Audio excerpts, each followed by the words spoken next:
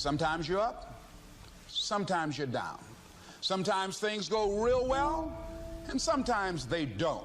Sometimes you're happy, and sometimes you're sad. Now that's that thing called life.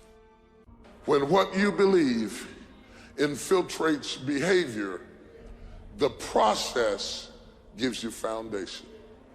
The process, that's what I'm after.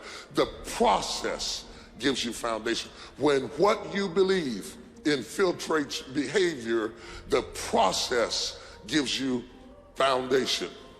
It is not just the hearing of the word, nor is it the doing of the word. It is the process of doing the word that gives you foundation. It is the struggle. It is the struggle.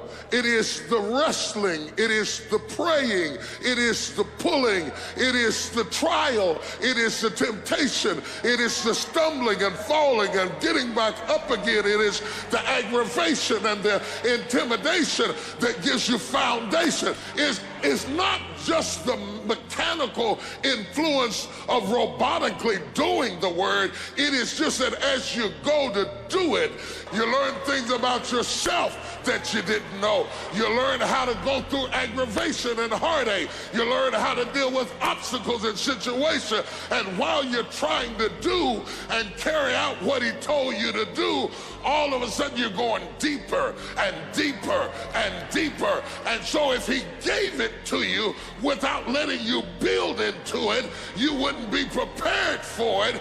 It is the process that gives you the power. It is the rejection and the alienation and the intimidation that drives you down to your knees, where you say, I thought I had this, and I thought I had that, and I thought I had the other. The first lesson of discipline is that it isn't the easiest option. The second lesson of discipline is that it's a full-time activity. And we've said that the best form of discipline is consistent self-discipline. You see, the discipline that it takes to make your bed every day is the same discipline necessary for success in the world of business.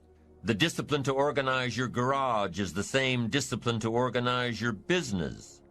All disciplines carry through to affect all parts of our lives. If we're disciplined in just one area and lazy in another, guess what? Pretty soon, the lazy side will creep in and destroy the disciplined side. The bad habits in one area of our life will eventually destroy our self-discipline in the areas we've been working on. Consistency cannot be inconsistent. Discipline is the mind being trained to control our lives. Discipline is a set of standards which we've selected as a personal code of conduct. Discipline is imposing on ourselves the requirements for honoring these standards. Once we've adopted these standards of behavior and conduct, we're committed to honor them. And if we don't, then there can be no disciplined activity. We find ourselves announcing our standards to our relatives, our friends, our associates. We shout our beliefs and condemn those who believe any differently, but then we don't walk the talk. We end up acting in a way far different from the beliefs we've shouted. We tell our kids that the TV is rotting their minds, yet we spend our evenings in front of it. We tell our employees that they must take advantage of every minute of the working day, yet we spend 3 hours at lunch. Do as I say, not as I do. This is inconsistent. This leads to a loss of credibility among those who watch us. And more importantly, this leads to a loss of credibility within ourselves.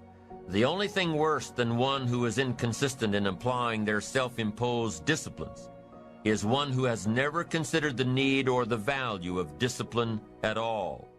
These people